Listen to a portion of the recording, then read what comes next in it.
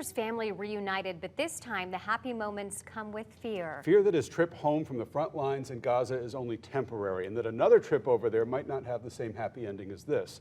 New at 7, Wink News reporter Claire Galt with a local family's fight for their future as their husband and dad fights for Israel's.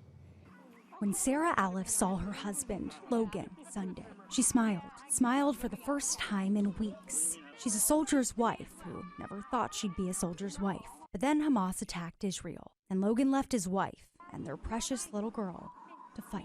It's been physically exhausting, but it's also been very emotionally exhausting. In those ugly hours after Hamas brutalized women and babies, Logan made the decision to go to war and told Sarah and Lila. I tried to stop it for a little bit.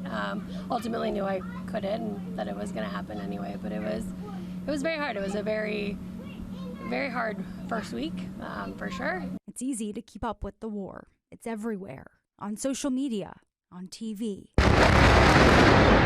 It's hard to watch the news. Sarah talks with Logan on the phone, and they do FaceTime, but it's not the same as his being here or at home, safe. So when Logan surprised Sarah and Lila Sunday, there were hugs, of course, and relief. But then came the questions.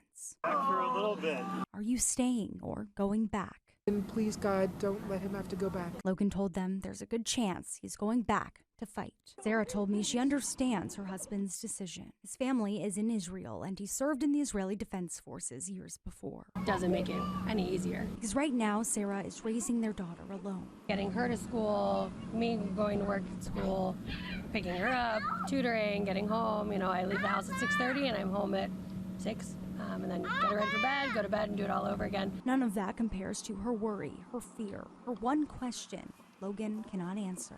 Will he come home again? We just wanted Lila to grow up with a daddy and Sarah to grow up with a husband, and that was our biggest concern. Sarah told me she tries not to think of the what ifs, what life could be like in the future. How do you keep it together? I don't really know. We live in a place where we have a really great supportive community. My family's here and they've been amazing. My school family's been great. The Jewish community's been amazing. So I've had a lot of support. This week is all about Thanksgiving. Sarah told me this is a perfect time to concentrate on all the good in her life. Her daughter and her husband home right beside her. Claire Galt, Wink News. Oh, enjoy that time together. Soak it all up, especially as we head into Thanksgiving, and hold on to each other and just enjoy. It's a good reminder for all of us how much families sacrifice when one of their loved ones makes a sacrifice to go fight somewhere. Yeah, it's you the feel whole for his family. wife, Sarah, and his little girl, Absolutely. definitely.